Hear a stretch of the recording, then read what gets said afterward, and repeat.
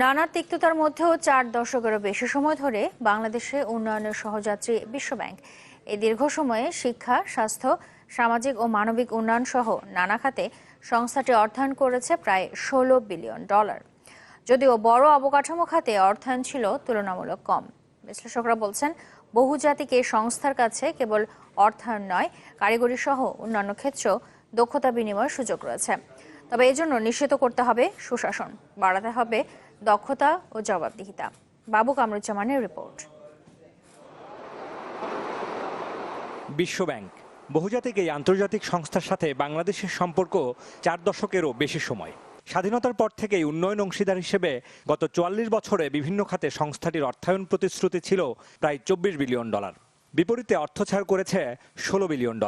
আর এই মোট অর্থায়নের প্রায় অর্ধেক এসেছে গত 10 বছরে, যার পরিমাণ প্রায় $7.5 বিলিয়ন। শুরুতে বিশ্বব্যাংকের অর্থায়নের বড় অংশ কেবল শিক্ষা, স্বাস্থ্য, দারিদ্র্য কিংবা সামাজিক নিরাপত্তার মতো খাতগুলোতে গেলেও পরে তা যোগ হয়েছে জ্বালানি, বিদ্যুৎ ও অবকাঠামোতেও।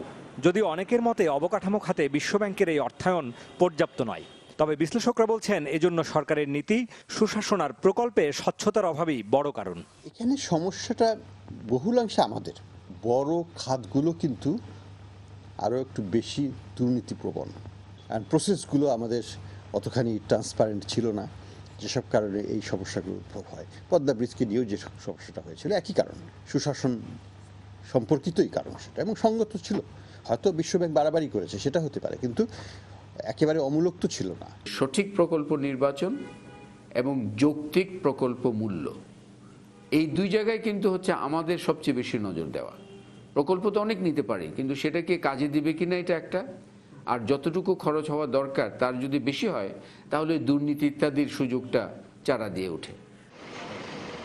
উন্নয়ন সহযোগীদের মাঝে সবচেয়ে বেশি অর্থায়ন করা সংস্থাটির বাংলাদেশে চলমান প্রকল্প এখন 50টি, যেখানে মোট অর্থায়নের পরিমাণ প্রায় $8 বিলিয়ন। বাংলাদেশে সপ্তম পঞ্চবার্ষিক পরিকল্পনার সাথে সমন্বয় করে বিশ্বব্যাংক নতুন রূপরেখা প্রবর্তন করেছে 2016 থেকে 2020 সাল পর্যন্ত, যার আওতায় বিদ্যুৎ, যোগাযোগ, নগরায়ন সহ এমন 5টি খাতে সহায়তা পাবে। বিশ্বব্যাংকের দক্ষিণ এশীয় অঞ্চলের সাবেক এই পরিচালক বলছেন, টেকসই উন্নয়ন লক্ষ্য বা SDG অর্জনে দক্ষ এই সংস্থাটির সাথে কেবল অর্থায়ন নয়, কারিগরি সহ অন্যান্য দক্ষতা বিনিময়েরও সুযোগ রয়েছে। আমার মনে হয় যে স্কোপ আছে এখনও ডেফিনেটলি।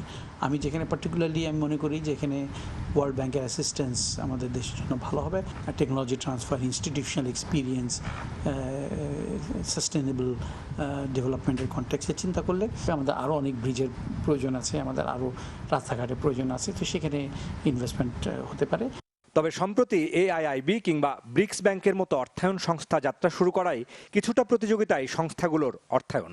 একই সাথে বাংলাদেশের জন্য তার সুযোগ করে দিয়েছে বলে মনে করছেন বিশ্লেষকরা। নতুন প্রতিষ্ঠান ব্রিক্স ব্যাংক বা AIIB এগুলো বড় ভূমিকা রাখতে পারবে এবং বাংলাদেশ। বাবু কামরুজ্জামান, চ্যানেল 24, ঢাকা।